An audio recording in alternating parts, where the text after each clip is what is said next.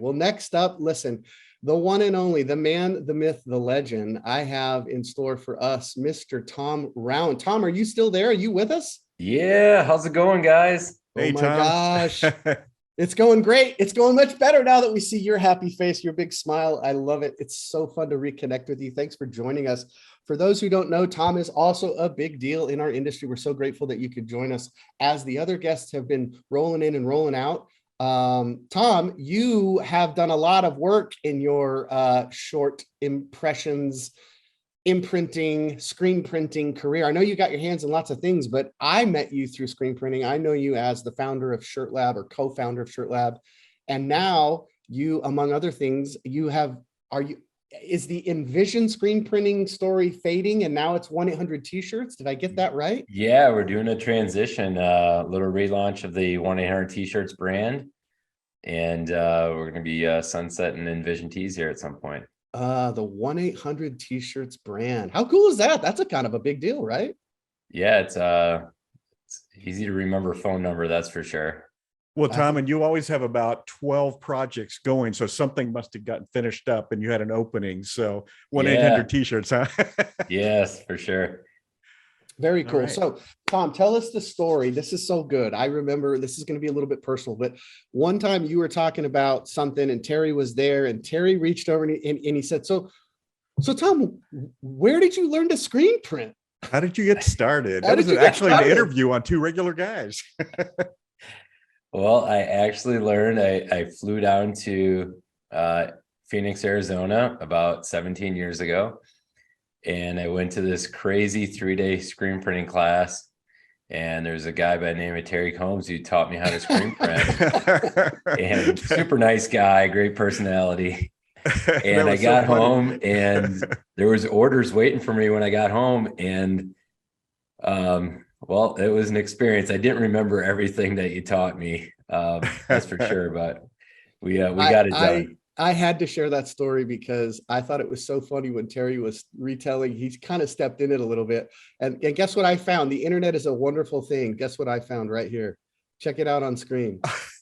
There it is. Yeah, buddy. March 8th, 2006. Are you kidding me? That's awesome. So cool. The U.S. Screen Printing Institute.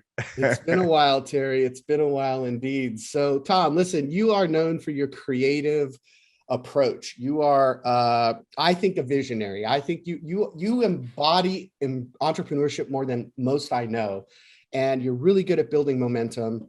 You've done a lot of great stuff. I've got another slide I want to share, but maybe you could talk to us about promoting your company, gaining visibility.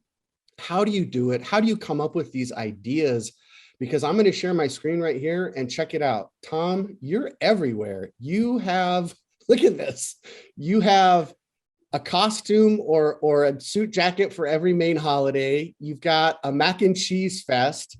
You're hanging out with celebrities at the, what is that called? I always forget the Field of Dreams. Field of Dreams. Thank you. Terry, I don't know if you know this or not, but down there in the lower left, that's not a Walgreens truck. That's the Washington Nationals.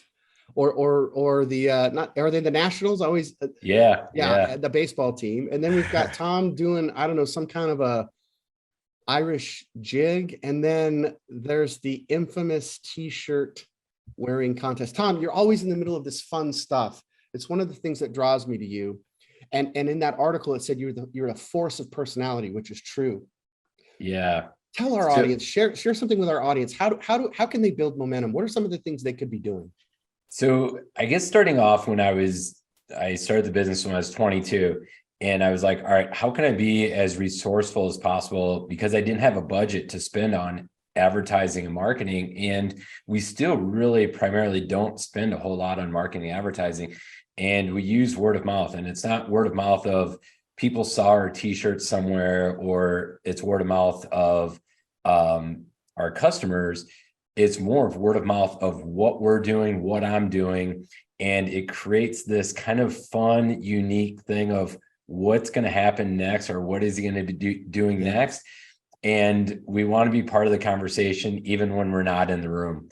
So we look at things, we say, all right, how can we stand out? How can we do things different? How can we give people a wow moment that will be the coffee talk or the water cooler talk the next day at somebody else's office, and let those moments and those experiences drive that kind of word of mouth conversation, even when we're not even there. I So love that's that. what we always just looking for, those opportunities. And then right now is the perfect time to do those type of opportunities, because 2 weeks ago was Thanksgiving. So the week before, that's when we pumped up some different things. And it was like, I want everyone talking about us at their Thanksgiving dinner with their family. And now with Christmas, it's like we can do the same thing. So next couple of weeks, we've got a few other kind of wild, outlandish, crazy things, because we want everyone at their Christmas parties and everything else talking about 1-800 t-shirts. That's so great. Listen, I know Terry's got the next question, but do we have to brush with death like you did? I mean, you that t-shirt wearing contest just about killed you, and I'm kidding, but I'm not kidding, right? I mean, that if people don't know, you were trying to set a world record by wearing the most number of t-shirts, and there's that picture in the lower right-hand corner. Tom, you almost didn't make it out of that. Yeah, almost died doing that. No. So the truth is, you don't have to dress up in crazy suits or do something outlandish trying to put on 247 t-shirts to get attention. The biggest thing, and this is simple, this is something everybody can do, is you need to get out of your shop and out of the office and get into the public eye. You've got to go out, you've got to go to chamber events, you have to volunteer, get on nonprofit boards, and be part of the community. Once the first several years of our business, I was just tied to the press, literally did not leave the office for anything. And once I started getting out and getting more active in the community, doing all the chamber events, volunteering on nonprofit boards, getting to know people, that built up this crazy momentum of just like know, like, trust, in being a face in the community that propelled our business forward big time. And that's like going back to the basics of like getting out, getting to know people, and then building those relationships of know, like, and trust. So that's easy. Everyone can do that. You don't have to do something outlandish and crazy, but get out of the office, get out of the shop, and build relationships. I love it. Well, hey, Tom, what's your position on DTG printing? Why do you think this digital technology is growing so fast? It keeps evolving. And I think right now between the technology and then, everything from the art side to the production side it's had an evolution over a long time. I mean, we had our first DTG printer 17 years ago. And, now it's, what we call this like 4.0, 5.0, 6, but it's been through a lot of phases. Right. And, I think maybe right now with the creativity of the number of ink colors people are wanting, the speed that people are wanting stuff at, it's like Amazon, right? Like, it's like, we need it now. We need it now. We need it now. So I think that's where it serves the market right now is speed and being able to accommodate all like crazy amounts of artwork. Love that. Knowledge nuggets from Tom Rauen. Tom, before we cut you loose, what are you most excited about for 2023? What's on the horizon for you, for 1-800 t-shirts? What should we be excited about? Maybe you could drop another little pearl of wisdom. I'm excited because I don't know what to expect. Everyone's saying different things about the economy and everything else.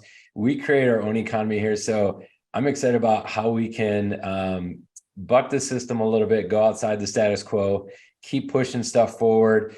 Also super excited about, just all the latest and greatest in DTG, DTF, and seeing both of those kind of just do their thing in each way and be able to offer that extra tool in the toolbox for anyone using those for their customers. So having both those tools to add on to any other decoration method just like expands what we're able to do. Brilliant. Well, I'm excited to see you live soon. Big hugs, high fives, adult beverages, whatever you want, buddy. It's been a while and I can't wait to reconnect. Terry, anything to say before we say goodbye to our good friend Tom Rauen from Hey, just great seeing you again, Tom. And man, every time I talk to you, there's something new and exciting you're doing. So everybody, you should model your career after this guy. And don't forget where he learned to print. Yes, the number one place. So thanks, guys. So I appreciate it. This event's awesome. I feel like it's a Friday afternoon. You guys are pumping it out here, and nice. And I'm getting the easy shake.